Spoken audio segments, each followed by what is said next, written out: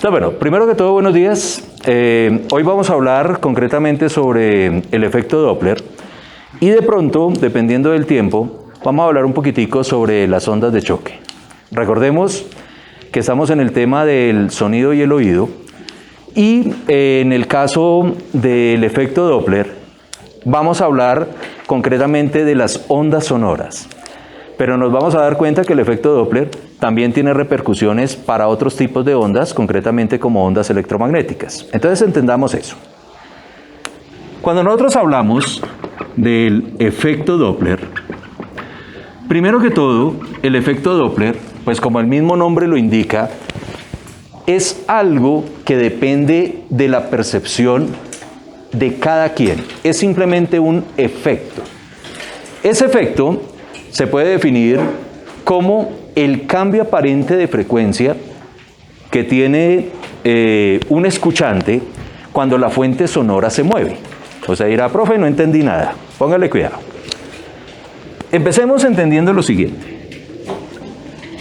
Si yo tengo, por ejemplo, un carrito, y ese carrito, por ejemplo, tipo sirena, genera una onda, esa onda va a viajar en el espacio de esta manera, ¿correcto? Se puede decir que el punto central me va a desprender ciertas ondas hacia todo lado con una frecuencia que, por ejemplo, la voy a llamar sencillamente FF, que es como la frecuencia de la fuente, esa va a ser la fuente sonora, y me voy a dar cuenta que todas las separaciones de onda van a ser exactamente las mismas. ¿Por qué? Porque estamos emitiendo una misma frecuencia. Hasta ahí todo está bien. Y en el caso hipotético de que una persona, por ejemplo, que esté acá, quiera escuchar, voy a llamarla FO, como la frecuencia del observador o la frecuencia del escuchante, pues va a percibir la misma frecuencia de la fuente. En este caso no va a haber ningún misterio. Puede estar acá o puede estar acá y no va a haber ninguna diferencia entre la frecuencia de la fuente y la frecuencia del que está escuchando. Hasta ahí todo está claro. ¿Cuándo empieza a aparecer el efecto Doppler? Yo les decía, el efecto Doppler es el cambio aparente de frecuencia que se escucha cuando la fuente o el que escucha se está moviendo respecto a la otra. Diciéndolo de otra manera, supongamos que ahora voy a coger el mismo carrito, pilas acá, pero voy a hacer que este carrito se mueva de aquí para allá con una velocidad constante. No me importa en este momento qué velocidad, pero lo único que sé es que va a coger de aquí para allá y va a emitir la misma frecuencia. Es normal que cuando sale el primer frente de onda, el carro va a querer alcanzarlo, porque va de aquí para allá. Es decir, que cuando emite la segunda onda, la onda va a estar un poquitico más comprimida, porque sencillamente el carro se está moviendo hacia allá. Y al moverse hacia allá es como si yo tratara de alcanzar las ondas. Entonces las de allá se van a comprimir, mientras que las de atrás se van a separar. ¿Listo? Y de esta manera, de pronto con varios dibujitos como que se entiende un poquito mejor, voy a percibir algo así, donde la frecuencia dentro del carro sigue siendo la misma frecuencia de la fuente, pero acá las longitudes de onda van a ser más pequeñitas. Es decir, que una persona que esté acá,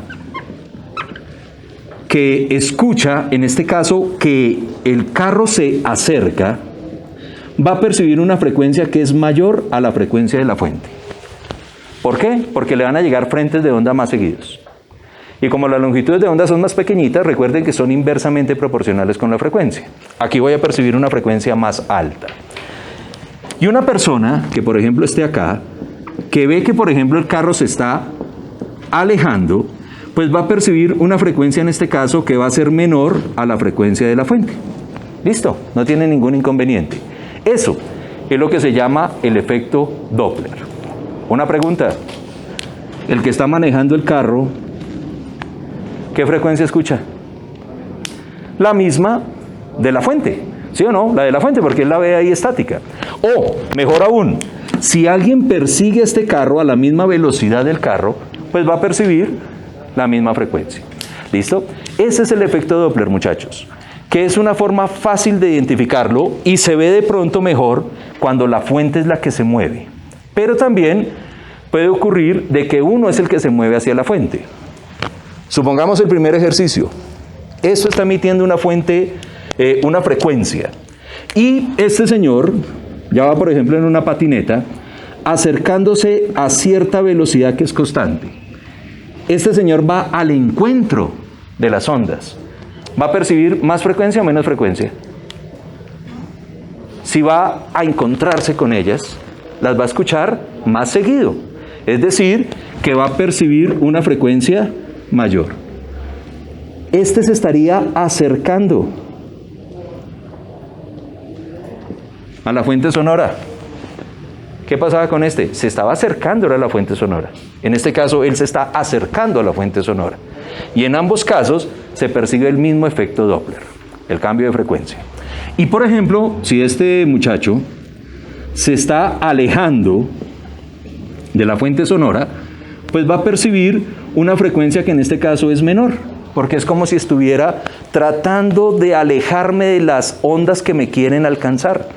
Y en el caso concreto va a aumentar la longitud de onda y la frecuencia va a ser menor. ¿Listo? Es muy fácil hacer ese cálculo matemático. Esto lo estudió un señor Christian Doppler, que por eso fue que se dio el nombre en honor a él, por allá en el siglo XIX. ¿Sí? Ustedes pueden percibir este efecto Doppler simplemente en las carreteras y principalmente en las ambulancias. Ustedes cuando escuchan una ambulancia a lo lejos, perciben que el sonido es diferente a si la ambulancia se está alejando. No por volumen, sino por frecuencia. Las frecuencias normalmente que se acercan son frecuencias más agudas, mientras que cuando se están alejando se escuchan más graves. Entonces es normal que una sirena empiece a sonar, por ejemplo, acercándose, por ejemplo, tururururururu, muy alta. Pero cuando se aleja es tururururururu. Eso lo puedo yo medir. Y lo puedo medir sencillamente conociendo la frecuencia de la fuente. ¿Listo? Y esos cambios de acercarse o alejarse puede ocurrir, vuelvo y les digo, de las dos formas. O que la fuente esté estática y yo soy el que me muevo, o que la fuente es la que se mueva y yo estoy estático. Si los dos se mueven, ¿qué tengo que tener en cuenta? ¿Cómo? La dirección y en el caso concreto las velocidades relativas. ¿Sí? Esas velocidades relativas. Ustedes saben que la velocidad relativa es la diferencia que hay entre una velocidad y la otra.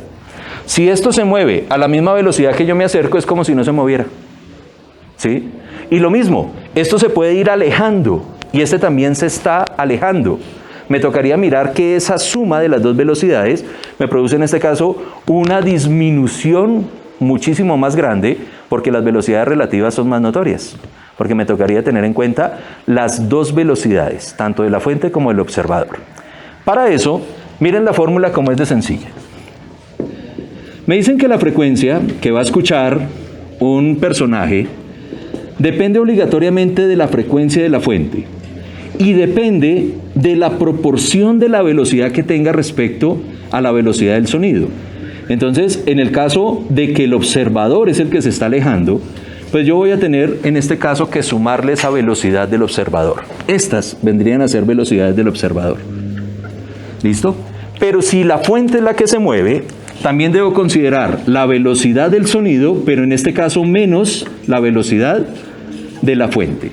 ¿Quién es la velocidad de la fuente? Esta vendría a ser la velocidad de la fuente. ¿Listo? Ojo, usted dirá, profe, ¿y por qué uno más y el otro menos? Esto que acabo de pintar acá es cuando se acerca uno al otro. Si se acerca, ¿qué debe pasar? Aumentar. Si se acerca, ¿qué debe pasar? Aumentar. Pero en el caso de que sea yo el que me muevo hacia la fuente, modifico el numerador. Pero si la fuente es la que se acerca a mí, modifico el denominador. Pero en ambos casos tiene que aumentar. En el caso concreto, si aumenta el numerador, aumenta el resultado. Y si disminuye el denominador, también aumenta el resultado. Entonces tengo que tener en cuenta eso. ¿Listo? Pilas. Hay unos que dicen, profe, ¿no es lo mismo? No funciona igual. Porque pilas. Aquí las ondas se mueven desde la fuente solo hacia el medio. Pero aquí la fuente se mueve junto con el medio, que es distinto. ¿Listo? Aquí se puede decir que el aire está estático y la onda sencillamente se mueve en el aire. Pero acá yo me estoy moviendo en el aire, ¿sí? Eso hace de que las fórmulas cambien ligeramente y ahorita se van a dar cuenta con el ejemplo. ¿Y qué pasa cuando se está alejando?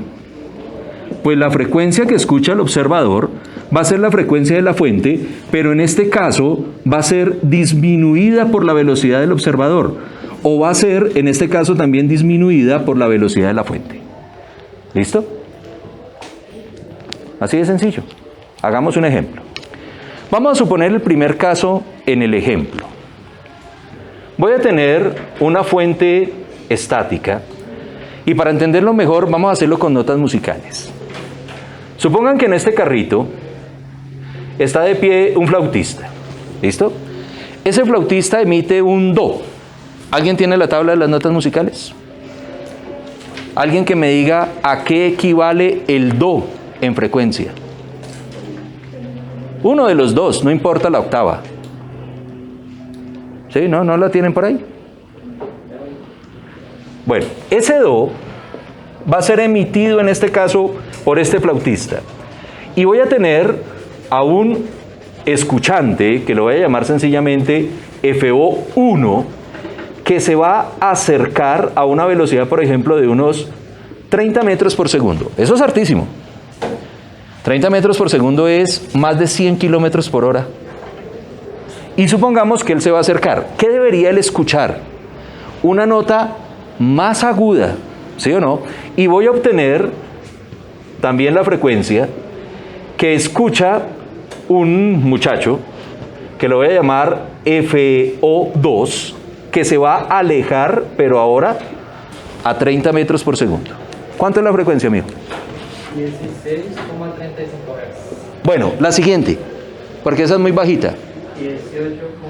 No, del siguiente do. Hay una que es como de 200 algo. ¿Cuánto te dio a ti? 277,2. Listo, miremos esa. 277,2 Hz. Esa es la frecuencia de una nota musical, así de fácil. Entonces, ojo, si este muchacho está quieto, y este muchacho está quieto, y el carro está quieto, velocidad cero, pues la frecuencia que va a escuchar este va a ser 277, y la que va a escuchar este pues también va a ser 277. Pero en el momento que este se acerca a la fuente, debería escuchar más de 277, y este que se aleja debería escuchar menos de 277.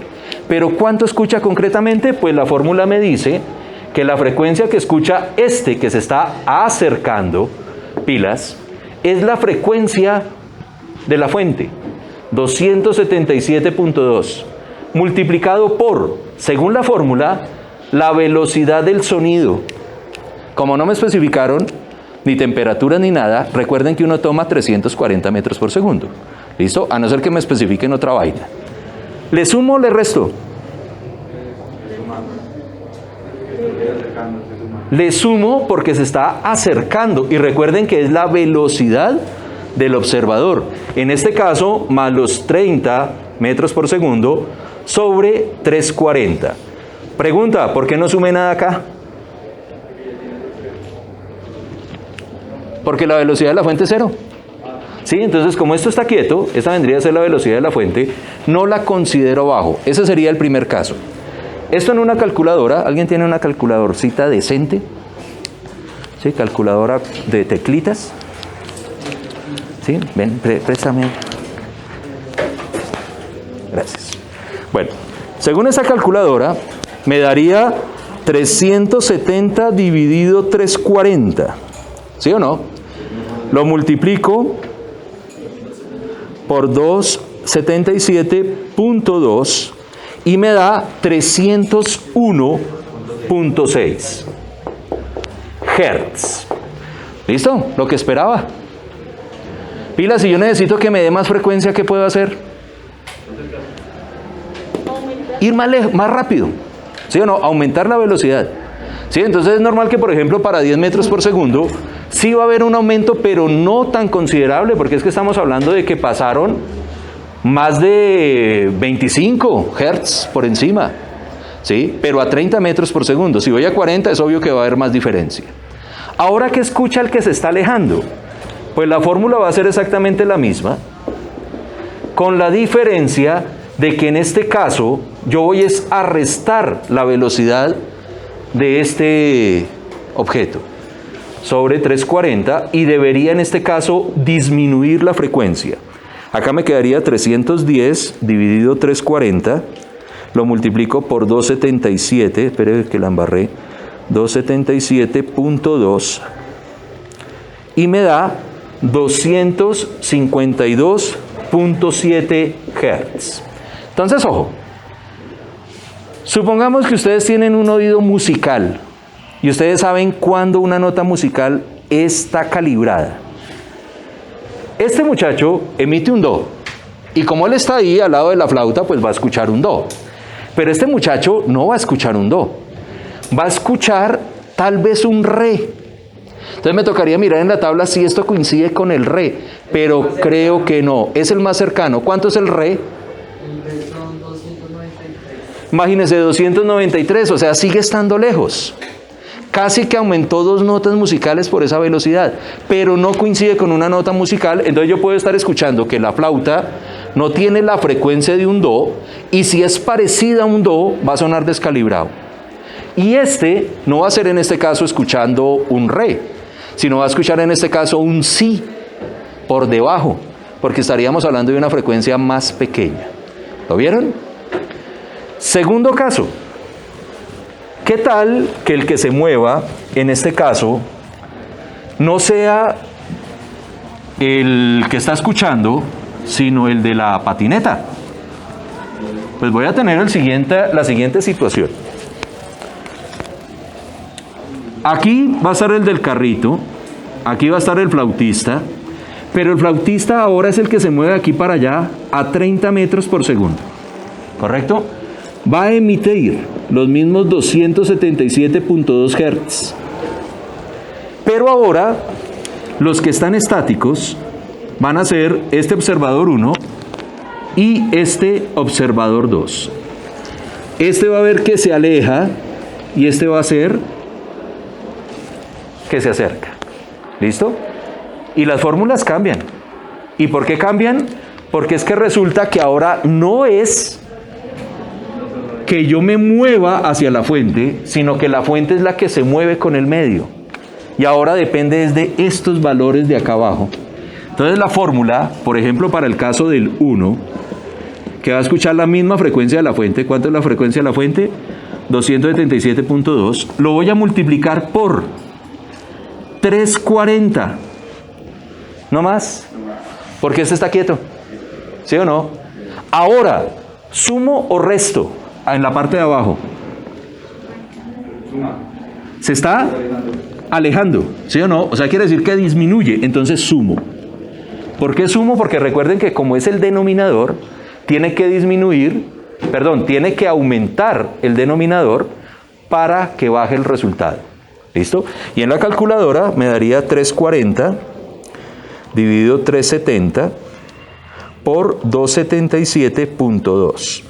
Esta vaina me da 254.7 Hz. Compárenlos.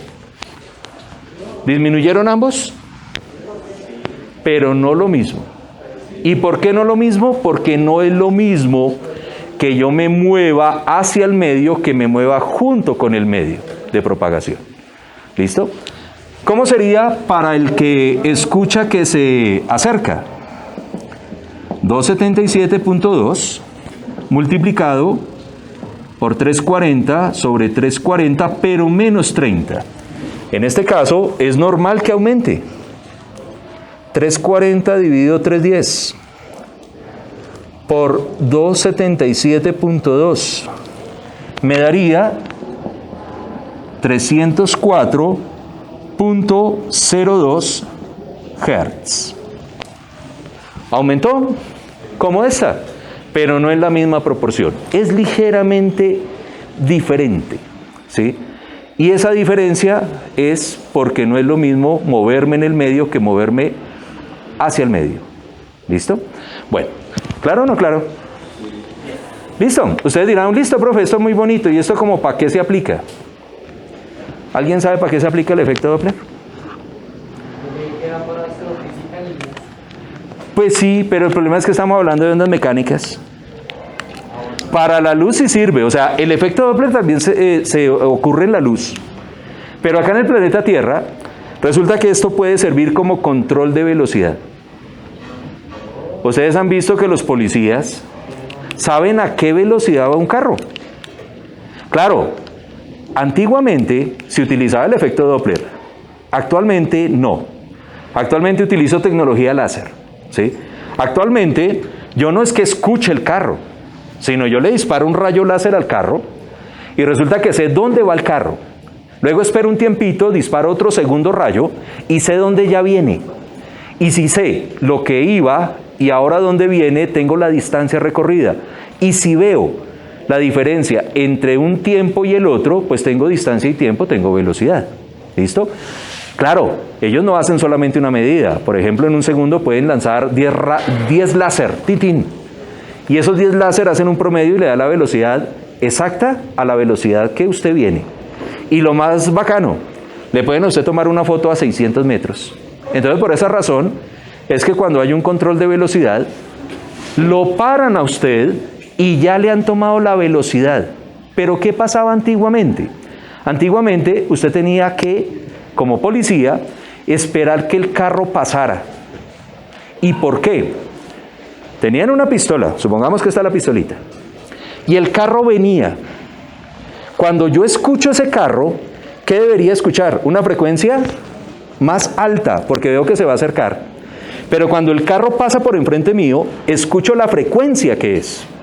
¿Listo? Y cuando se aleja, escucho menos frecuencia, porque las longitudes de onda se vuelven más grandes.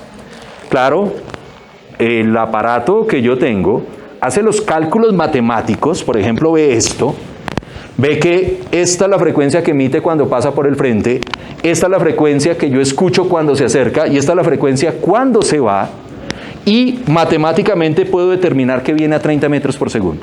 Claro, hago la conversión a millas por hora o a kilómetros por hora y determino si viene o no rápido. Problema, me tocaba subirme en mi moto y alcanzarla. ¿Listo? Y si mi motico era como medio pecueca, pues nunca iba a alcanzar al infractor.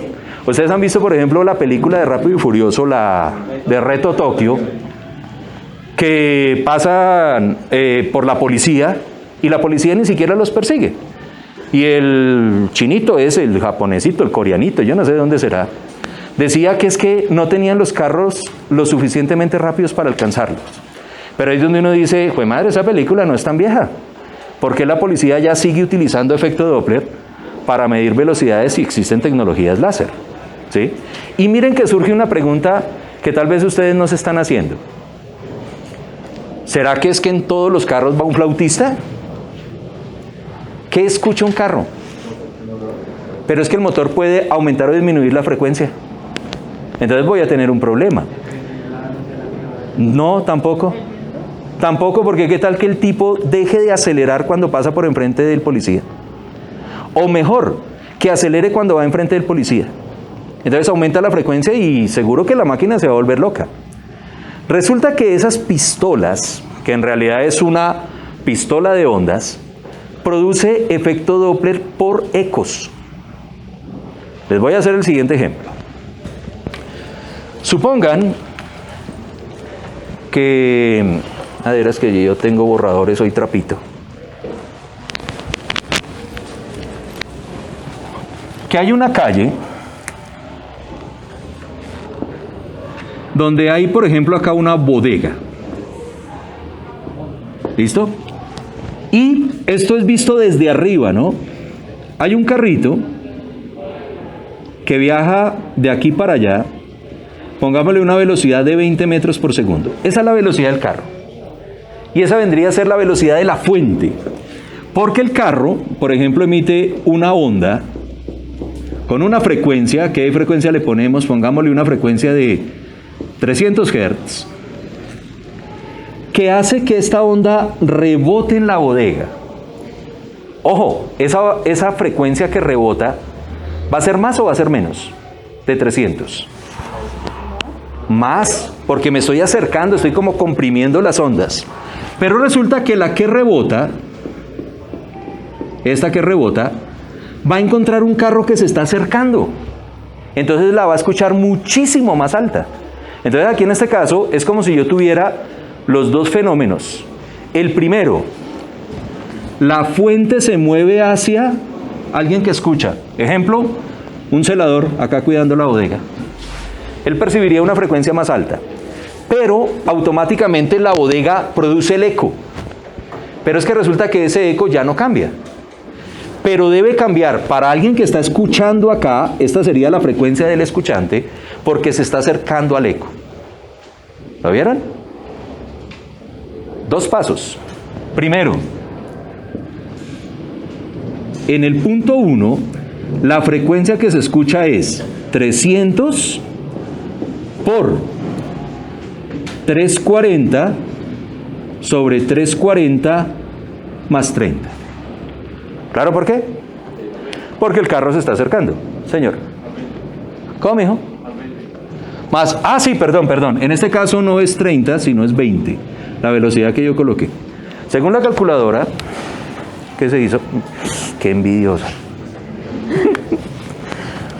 Según esto, me quedaría 340 dividido 360. Multiplicado, en este caso por... perdón. Aquí yo la estoy embarrando, porque no es menos. Si se está acercando es más. Sí, si se está acercando es menos. ¿Por qué? Porque tengo que aumentar la frecuencia. Recuerden que estoy hablando de la frecuencia de la fuente, de la velocidad de la fuente. Entonces es 340 dividido 320. Me tiene que dar más frecuencia. Por 300 me da 318.7 Hz. ¿Listo? Pero en la segunda parte, que sería el que está escuchando dentro del carro, ¿cómo va a escuchar el eco?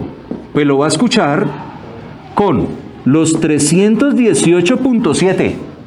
Pero resulta que ahora él es el que se mueve como escuchante. Es decir, que va a 340 más 20 sobre 340. ¿Lo vieron? Para el eco, tengo en cuenta la velocidad de la fuente. Pero ya cuando el eco lo voy a escuchar, tengo en cuenta que yo soy el que me estoy moviendo, como si yo fuera el observador. ¿Listo? ¿Vieron la diferencia? Hago esto en la calculadora y me quedaría 360 dividido 340 multiplicado por 318.7 pilas. Ya no hago la frecuencia 300, sino utilizo la del eco. 337.4. Entonces, ojo, en este caso, no es que yo esté midiendo la frecuencia de una fuente, sino estoy midiendo mi propia frecuencia dependiendo de mi velocidad. ¿Sí? Entonces, si por ejemplo, yo tuviese un aparato dentro del vehículo y emitiera una frecuencia de 300 Hz, el vehículo va a escuchar un eco de 337.4 Hz. ¿Listo? Porque voy a comprimir las ondas que llegan y rebotan, y fuera de eso voy al encuentro de esas ondas que están rebotando. De esa manera, por ejemplo, ya no necesito que algo genere una onda, sino yo puedo generar la onda y mirar cómo cambia dependiendo de cómo rebote. Entonces, por ejemplo, una pistola de esas, las que utilizaba la policía antes para medir la velocidad, ¿podrá medir la velocidad de un caballo? Usted dice, no, porque el caballo no hace ruido, pero sí puede generar un rebote. Entonces le dispara una onda al caballo.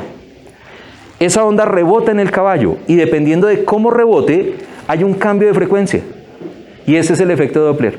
Y cuando esté enfrente mío, debería producir un eco exactamente igual al que estoy produciendo. Y cuando se está alejando, debería ser un eco, en este caso, con una frecuencia más larga. Perdón, más corta porque son longitudes de onda más largas. Y así yo podría medir sin ningún problema la velocidad de un móvil. ¿Listo, muchachos? Antiguamente, claro, eso ya no funciona así, existían los burladores de velocidad. ¿Y qué era un burlador de velocidad? Los que tuneaban sus carros y hacían competencias, para que la policía no los molestara por exceso de velocidad, colocaban enfrente un burlador de radares que lo que hacía era generar de manera aleatoria frecuencias. Entonces, claro, cuando el policía producía un eco, escuchaba lo que él disparaba, pero también escuchaba lo que emitía el carro. Entonces lo que le llegaba a la pistola Doppler, pues era una frecuencia toda loca. Y cuando pasaba por el frente, escuchaba una vaina muy distinta a la realidad. Y cuando se alejaba, escuchaba otra cosa.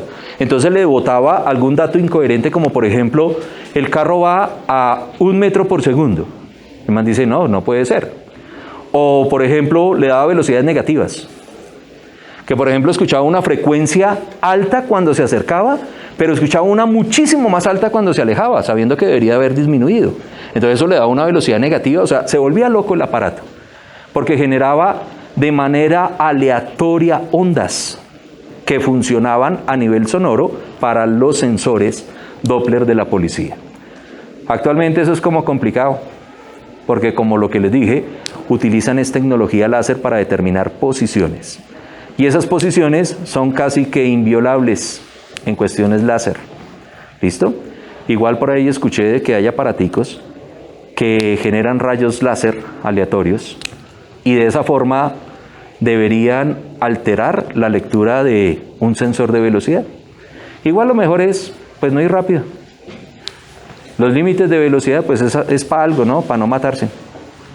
Bueno. Me imagino que si sienten alguna normalidad con eso no paran. Claro, claro, y de pronto pueden determinar, yo creo que ellos ya saben, cuando hay un aparato que sirve exactamente para evadir esas responsabilidades de controles de velocidad. Pero bueno, eso ya es otro tema.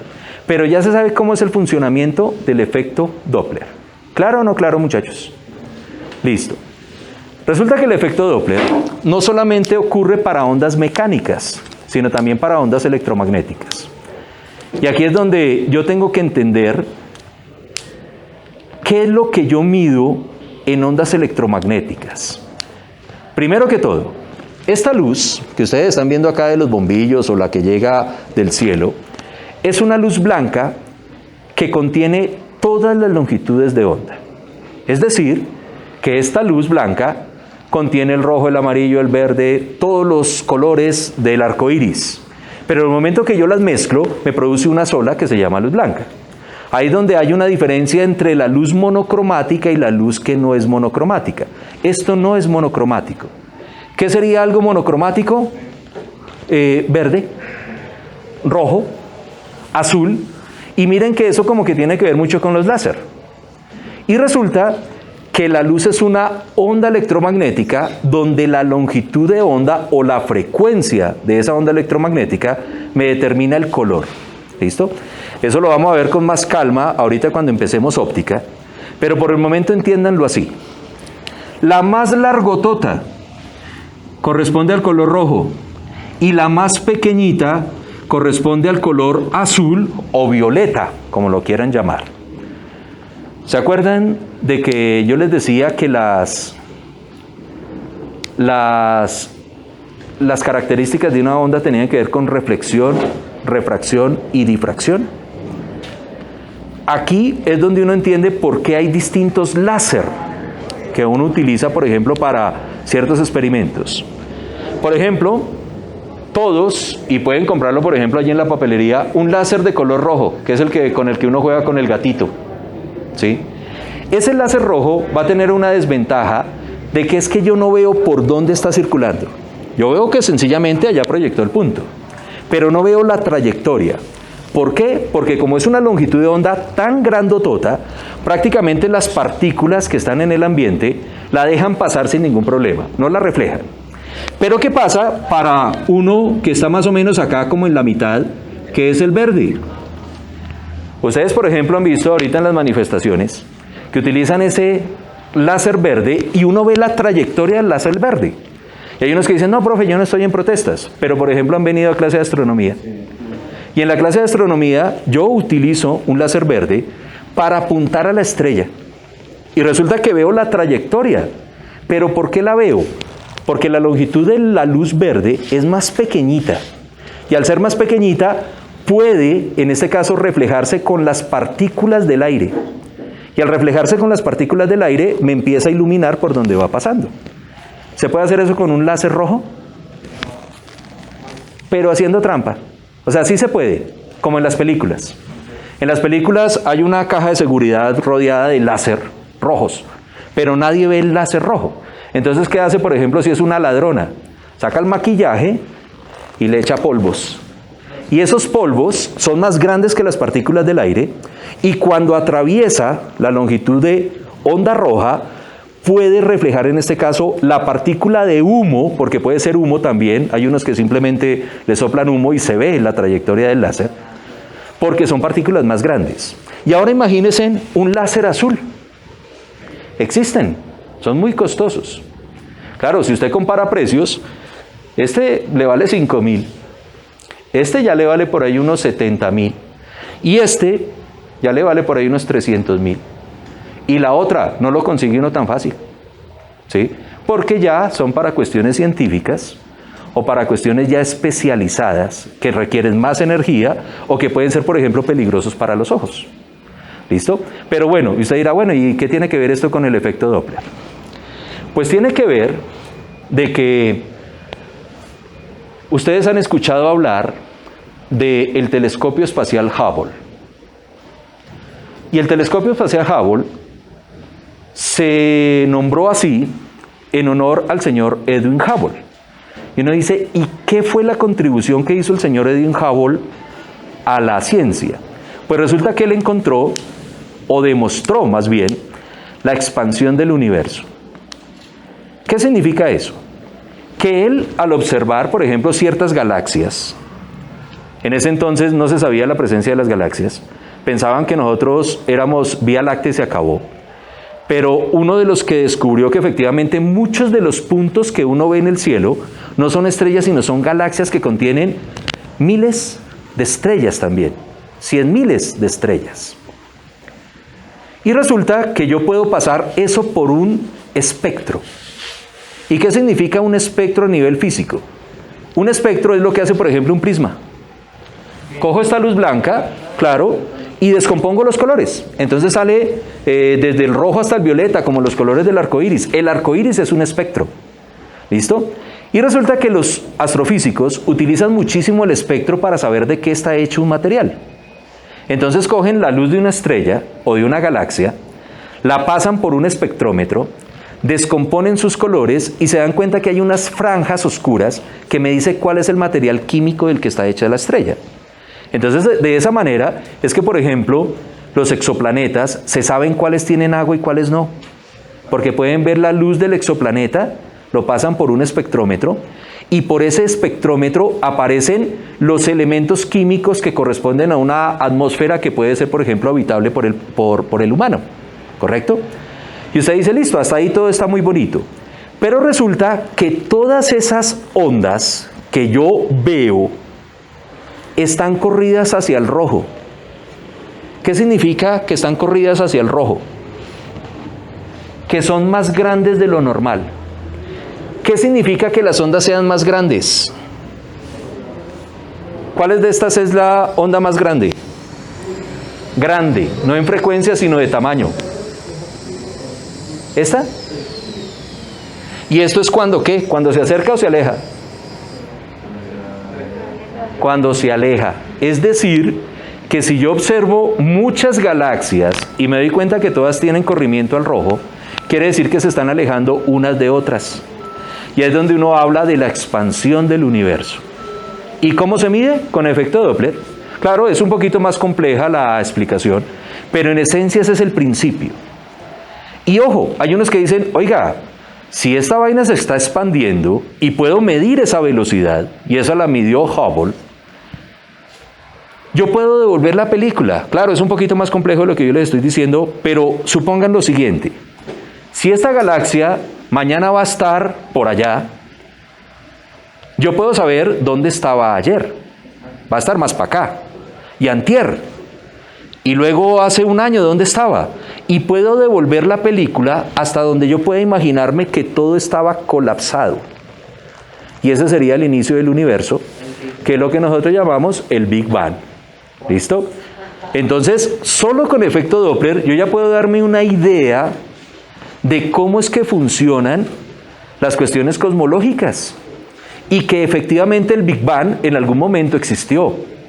Los científicos dicen que nuestro universo tiene alrededor de 13.700 millones de años. Y hay unos que dicen que, ¿y eso se lo inventaron? No, lo midieron. Y lo han medido con varias variables. Una de esas variables es a través de la expansión del universo. ¿Listo? Hay otro que tiene que ver con la radiación del cuerpo negro, en este caso de la radiación de fondo, que eso después lo vamos a hablar. Y otro tiene que ver con la química de las estrellas, no me acuerdo el nombre exacto. Pero con la química se puede medir también el universo, más o menos, qué temperatura tenemos y cuánto debería tener al principio. Entonces uno hace como esos cálculos químicos y me da más o menos lo mismo. Entonces por esa razón es que esta edad es la que la mayoría de los astrónomos utilizan para la edad del universo. Entonces, ojo, llega un marciano y le dice, es que yo soy tan antiguo que tengo 15.000 millones de años de antigüedad. Y uno dice, hermano, entonces usted no es de este universo. Porque el universo que tenemos nosotros apenas tiene esta edad. ¿Listo? Bueno, más o menos el cuento. ¿Sí? Eso es lo que es el efecto Doppler. ¿Para qué otra cosa se utiliza?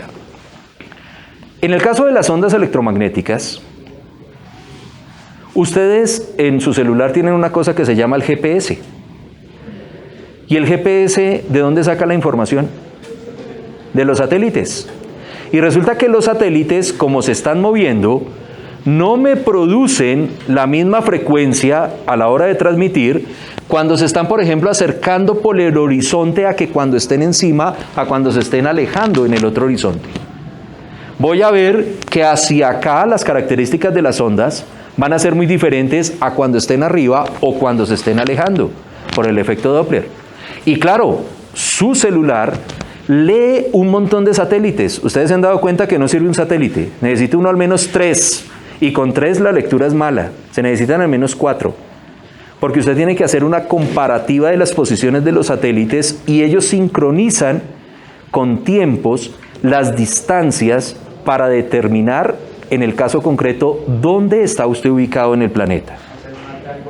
Hacen una triangulación, pero en este caso es una triangulación no plana, sino tridimensional. Pero hay razones que a veces se necesitan 4 para poder determinar la altitud.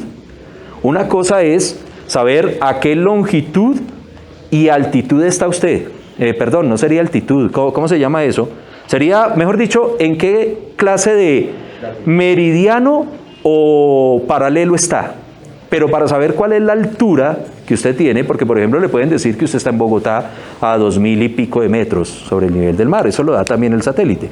Necesita un cuarto satélite. ¿Listo? Bueno, y entre más satélites, pues mejor, porque serían más comparativas entre ellos y me daría más precisión en mi ubicación.